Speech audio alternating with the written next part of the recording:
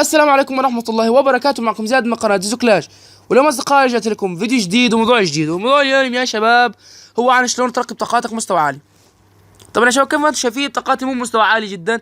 ليش؟ لاني ما ركزت على هالتشكيلة فقط. طبعا ضليتني اركز على بطاقات ثانية. ليش؟ لاني في اي وقت اذا تعرفون من تشكيلتي اقدر اني اغير اي تشكيلة بكل سهولة. طبعا اذا تبون تطورون اي تشكيلة ركزوا على بطاقة. مثلا تبون تطورون العملاق او الفاير بول او الاكسل كوليكتور، ركزون على بطاقه معينه سواء نادره او ممتازه او عاديه او اي شيء او ليجندري. فكيف يا شباب تطورون هالطاقات بسرعه وقت جدا خرافي؟ يعني ممكن اني اطور هالعملاق في كم؟ ممكن ان اطور الليفل 8 في اسبوعين بس، او ممكن في اسبوعين او اقصى شيء 3 اسابيع. كيف يا شباب الطريقه؟ طبعا يوم يطلع لكم العملاق، طبعا بطاقه نادره في المتجر، يطلع لكم ب20 بطاقه، لا يطلع لكم او بطاقه ب20، ثالث بطاقه ب40، ثالث بطاقه ب60، وهكذا يا شباب. كل بطاقه اكثر بتزيد 20 فلوس. فايش يوم يطلع لكم بالمتجر يشترون منها 20 بطاقه. فهمتوا كيف؟ يوم يطلع لكم بالمتجر يشترون منها 20 بطاقه. ليش ما تشترون اكثر؟ لانه اذا اشتريتوا اكثر تصير اغلى. اظن انك اذا اشتريت 20 بطاقه تصير الاولى ب8، ما ادري بس صراحة بتصير جدا غالية، يمكن تصير 420 او اكثر. هاي 420 ضربت 20 ضرب 20، لانه البطاقة الواحدة ب20 وبتكون انت شاري البطاقة الرقم 20. فهمتوا كيف يا شباب؟ فيمكن 420 ويمكن اكثر، ماني متأكد.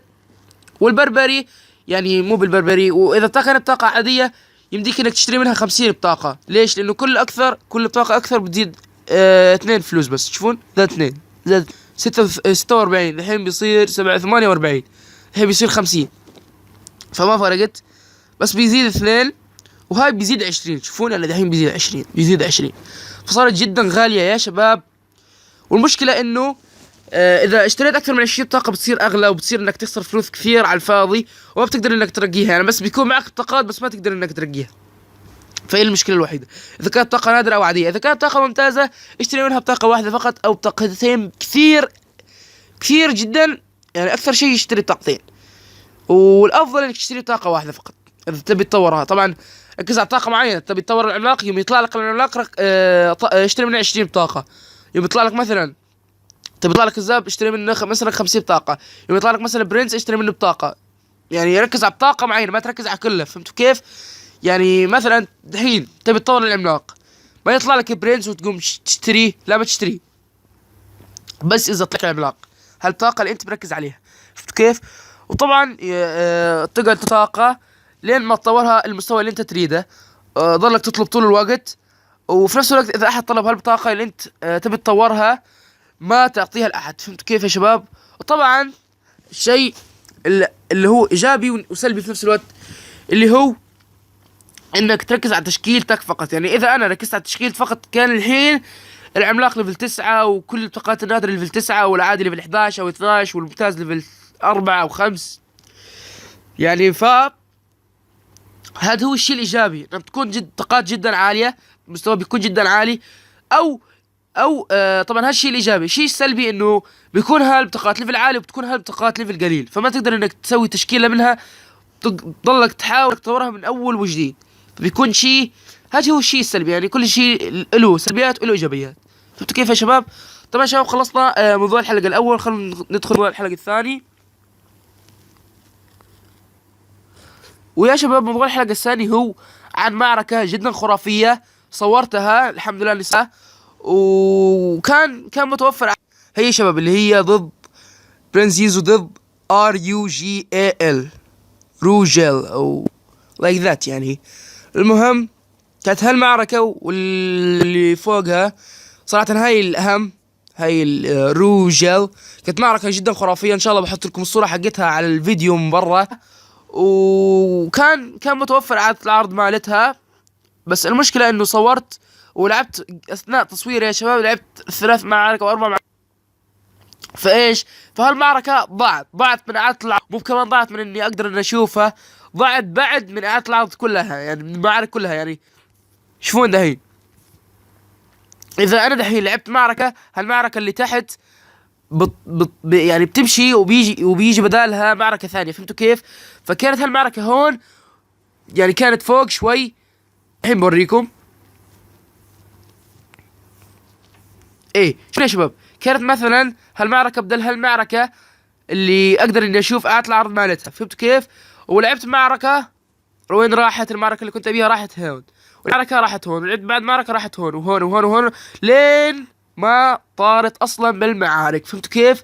فالحمد لله اني صورتها قبل، قلت اصورها احتياط عشان اذا لعبت وانا ناسي، او اذا صورت ولغيت الفيديو. طبعا لغيت الفيديو بسبب انه النت قطع وانا قاعد العب، فخرجت من اللعبة وايش، وصورت مرة ثانية. كنت ناسي اصلا انه انا لعبت وبتطير هالمعركة الخرافية من اعلى العرض. بس المهم الحين بشرح لكم كيف كانت، بشرح لكم وبعطيكم الصورة. بتشوفون الصورة اما بالمونتاج او اما بالصورة اللي بتكون مصغرة على واجهة الفيديو. طبعا تعرفون عن ايش قاعد احكي. طبعا اذا انتم دحين طبعا تشوفون هالفيديو من على اليوتيوب، على الاغلب تشوفون هالفيديو من على اليوتيوب. طبعا يوم تشوفون اي فيديو بيكون في صورة على واجهة الفيديو هيك، تكون صورة حلوة وتجذب المشاهدين. طبعا يا شباب هالصورة هي هالصورة يا شباب هي اللي ممكن اني احط لكم عليها شو اسمه، هالصورة يا شباب هي اللي ممكن احط لكم عليها صورة اللي التقطتها لهالمعركة الخرافية. الحمد لله اني التقطت هالصورة. ف يعني خلونا نشرح لكم كيف كانت المعركة. طبعا يا شباب كنت انا ماخذ منه البرج اللي فوق على اليسار، كنت ماخذ منه البرج اللي فوق على اليمين، وايش، وهو ما كان ماخذ مني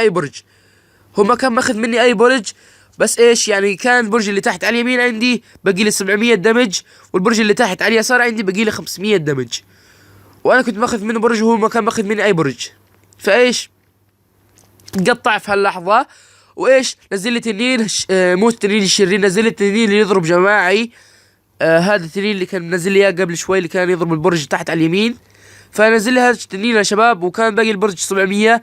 ظل ياخذ دمج لين ما ظل في البرج اللي تحت عندي على اليمين ظل فيه بس 100 دمج. يعني كان باقي لي فاير بول، والخطات اللي كانت مع العدو كان معه فاير بول وهذا الاعصار.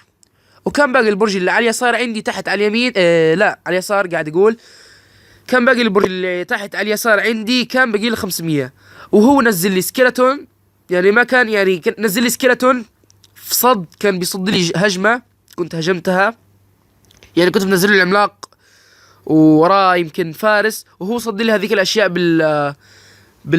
شو اسمه بمجموعة السكيلتون. طبعا للاسف نتقطع، يعني اذا كنت نزلت له زاب كنت اخذت في البرج الثاني بسرعة، فايش ما قدرت انا انزل زاب. وطبعا بعد ما انهوا الهجمه اللي كنت انا مسويها بالمجموعه السكيلتون، اللي تبقى من السكيلتون هجمون على البرج، يقولون ياخذون دمج لين بتبقى 15 بس.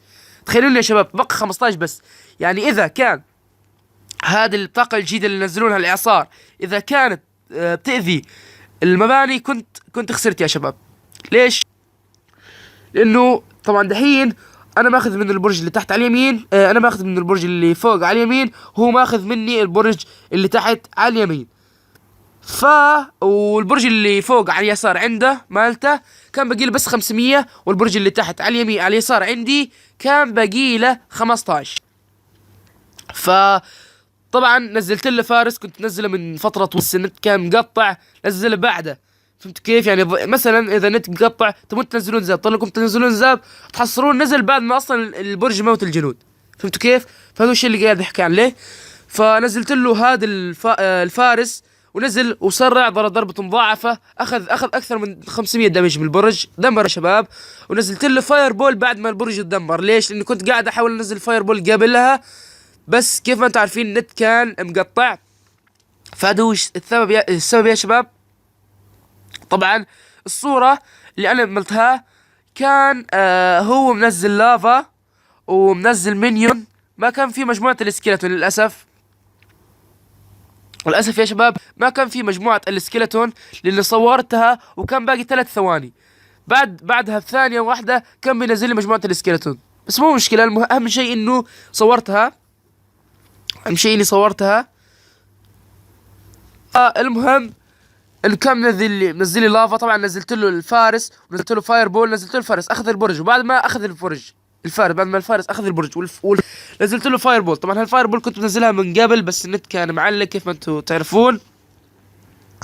والبرج اللي تحت على اليسار عندي كان باقي له 15.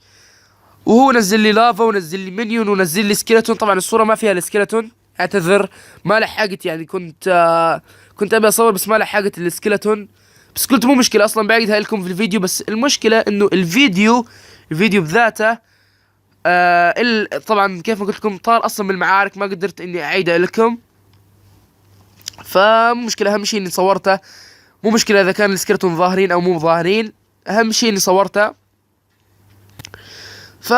وطبعا كان باقي اللافا عنده، كان باقي اللافا وكان باقي مجموعة السكيلتون والمينيون، وكلهم متجهين ناحية البرج. وكان بس لسه السكيلتون ترفع السيف اللي في يدها وتضرب البرج، بس ما لحقت، الوقت خلص. طبعا يا شباب، طبعا للاسف هالمعركة ما انعرضت في التي في رويال، ما ادري ليش. المشكلة انه في كلاش رويال المعارك اللي يعرضونها لازم انها تكون ضد ناس بطاقاتهم قوية، يعني ضد ناس بطاقاتهم ماكس. ما هي مشكلة، ما ادري ليش يسوون هيك. يعني اذا في ناس ضعاف بس يهجمون هجمات حلوة، ليش ما يعرضونها شيء؟ بس مو مشكلة، ان شاء الله بطور بطاقاتي. يعني ان شاء الله دحين يعني اقدر ان اطلب 4 نادر وهذيك الاشياء كلها، فبتسهل الموضوع يا شباب. اني اطلب 4 نادر واطلب 40 عادي، فبتسهل شوي موضوع اني اقدر ان اطور طاقاتي بسرعة. طبعا شيء اساسي انكم ترفعون كؤوسكم عشان تقدرون تطورون طاقتكم بسرعة. فبس يا شباب، كان البرج باقي له 15، وكنت انا ماخذ منه برجين، وهو خذ مني برج واحد، والبرج الثاني باقي له 15، وفزت بكل سهولة. يعني مو بكل سهولة، يعني صراحة ما ادري وش اوصف لكم. يقدرون بكل حماس، تقولون بكل حماسة. كانت مباراة حماسية، وكان المفروض اني اخسر. ليش؟ لانه اذا تعادل معاي وأنا واخذ منه برجين وهو ما اخذ مني برجين، كان بياخذ البرج الرئيسي في اقل من ثانيتين. ليش؟ لانه كان مجمع جيش جدا قوي، جيش جدا كبير، مجموعة سكيلتون ولافا والمينيون، جيش جدا كبير وجيش جدا قوي. ففتت يا شباب على اخر لحظة. بس يعني المشكلة انه ما صورت مجموعة السكيلتون، بس مو مشكلة، اهم شيء اني صورته. فبس يا شباب، هذا هو الموضوع الرهيب اللي كنت ابي احكي لكم عليه، وفي نفس الوقت قاعد اسليكم يعني وانتوا تتفرجون على الفيديو، تشوفون الفيديو. خلينا نلعب دحين معركة، يلا.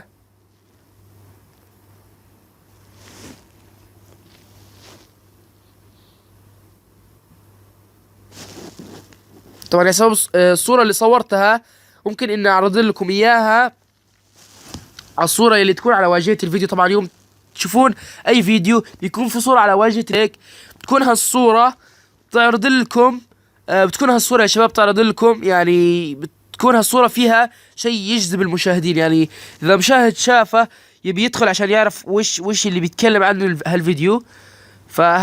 هي هو اللي قاعد اكلمكم عليه.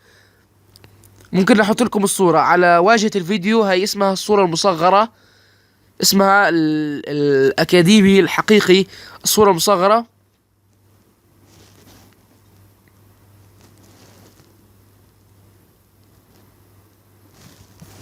اسمها الصورة المصغرة، ممكن احط لكم اياها على الصورة المصغرة او على المونتاج. طبعا يا شباب دحين هالفيديو بسوي لكم فيه مونتاج. اتمنى شباب المونتاج يكون عجبكم. اذا شباب المونتاج عجبكم اتمنى يا شباب تدعموني بشير ولايك وسبسكرايب. والله ما ناسي، والله ظلتها عادة عرض، ماني منتبه. المهم ايه، بعرض لكم اياها في المونتاج اللي على اليمين واللي على اليسار، وفي نفس الوقت بعرض لكم اياها في الصورة اللي بتكون موجودة على واجهة الفيديو اللي يقولون عليها الصورة المصغرة. طبعا استغلال الصحيح. سنزي مو مشكلة، ميجا مينو بطاقة خرافية، والبرنس بطاقة خرافية، بطاقتين خرافيات. خلينا ننزل البرنس الحين. ممكن انه ننزل لي مجموعة أكلة، ايوه صح. على الاغلب ان اخذنا دمج كبير من البرج. يلا كمان ضربة، الحمد لله. ليش حطيت روح الجليد؟ ضيعتها على الفاضي اصلا، هيك او هيك بياخذ البرج.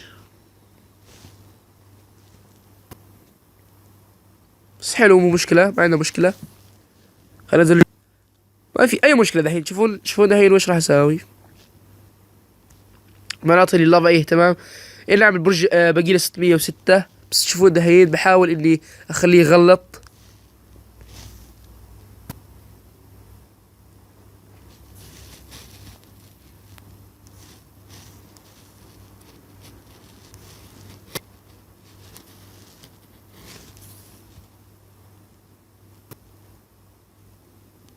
اوكي حلو. صراحة مو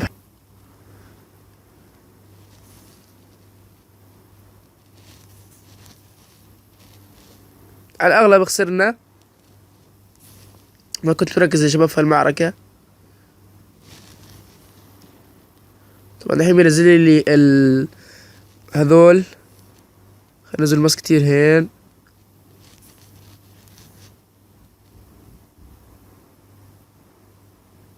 للاسف يا شباب خسرنا، ما كنت مركز. ظنيتها قعدت تعرض بس مو مشكلة. مو مشكلة اصلا. كل هذيك الخسارات اللي الساحة اللي انا موجود فيها دحين كنت قاعد اصور. والمشكلة على الاغلب المفروض انه وانا قاعد اصور بصير يعني احرف. هذا الشيء معروف عني، انه وانا قاعد اصور اصير العب بطريقة جدا حلوة، وانا مو قاعد اصور ممكن اني اخسر. بس ما ادري ليش هالمرة العكس اللي صاير. بس يلا يا شباب مو مشكلة. طبعا يا شباب اتمنى يا شباب يكون المونتاج اللي مسويه في الفيديوهات يكون يا شباب عجبكم. واتمنى تقولوا لي رايكم بالكومنتات. واتمنى يا شباب تسووا لي لايك وشير وسبسكرايب. وكان معكم زياد من قناة زيزو كلاش، ومع السلامة. اتمنى يا شباب يكون المونتاج اللي مسويه في الفيديوهات يكون يا شباب عجبكم. واتمنى تقولوا لي رايكم بالكومنتات. واتمنى يا شباب تسووا لي لايك وشير وسبسكرايب. وكان معكم زياد من قناة زيزو كلاش، ومع السلامة.